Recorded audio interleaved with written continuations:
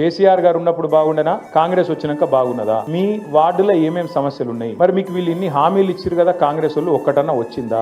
మరి ఇలా ఏం మొక్కం పెట్టుకుని ఓట్లు అడగనికి వస్తుండ్రు? ఓట్లు వేస్తారా? తప్పకుండా యాద్ చేయాలి. ఇంకొక మాట కూడా మీరు బరాబర్ యాద్ చేయాలి. మీ వెంగళరావు నగర్ డివిజన్ లో 3-4 పెద్ద పెద్ద స్లమ్స్ ఉన్నాయి. 50-50 ఉన్నది. అన్న చెప్పినట్టు, విష్ణు అన్న చెప్పినట్టు 50-50 ఉన్నది. కాలనీస్ ఉన్నాయి, స్లమ్స్ కూడా ఉన్నాయి. మీరు స్లమ్స్ లో ఉన్న సోదరులు యాద్ పెట్టుకోవాలి. మీరు గిన్న కాంగ్రెస్ కు ఓటేస్తే వాళ్ళ చేతిలో మీరు లైసెన్స్ పెట్టినట్టే. ఏమిటికి లైసెన్స్? బుల్డోజర్ వచ్చి మా ఇల్లు ఊలగొట్టరా అబ్బాయి అని చెప్పి పిలుచుకున్నట్టు. ఆ బయల్ ముజే మారంటారు చూడు. తెలుసా, హైదరాబాద్ లో కావాత్ ఉంటుంది. ఆ బయల్ ముజే మారని ఒక లైసెన్స్ ఇచ్చినట్టే లెక్క. మీరు గిన్న కాంగ్రెస్ కు ఓటేస్తే మీ ఇల్లు ఊలగొట్టేందుకు మీరే లైసెన్స్ ఇచ్చినట్టు, మీ ఏళ్ళతో మీ కంటిని మీరే ఓడుచుకున్నట్టు అవుతుంది.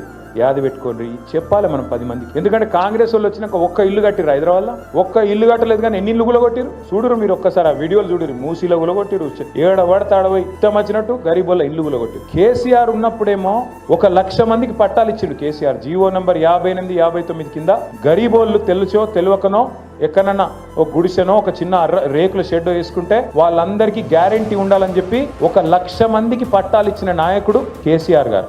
అదే ఈ రేవంత్ రెడ్డి ప్రభుత్వం వచ్చినాక తప్పకుండా నాకు తెలిసి కొన్ని వేల ఇండ్లు కులగొట్టింది. కొన్ని వేల ఇండ్లు హైదరాబాద్ లో కులగొట్టింది రేవంత్ రెడ్డి ప్రభుత్వం. ఇందిరమ్మ రాజ్యం అంటే ఇండ్లు కులగొట్టుడా? ఇందిరమ్మ రాజ్యం అంటే గరీబోని ఇల్లు లేకుండా చేసి ఆఖరికి వాళ్ళ పిల్లలు ఇంట్లోకి వెళ్ళి వాటర్ బాటిల్ తీసుకుంటాం, బ్యాగు తీసుకుంటాం అంటే కూడా మెడలు పట్టి నూకి అవతల వారేసి తీసుకోలేకుండా అవకాశం లేకుండా చేసి వాళ్ళని నిలగొట్టుడు ఇందిరమ్మ రాజ్యమా? గరీబోళ్ళకు వ్యతిరేకంగా ఉండుడే ఇందిరమ్మ రాజ్యమా?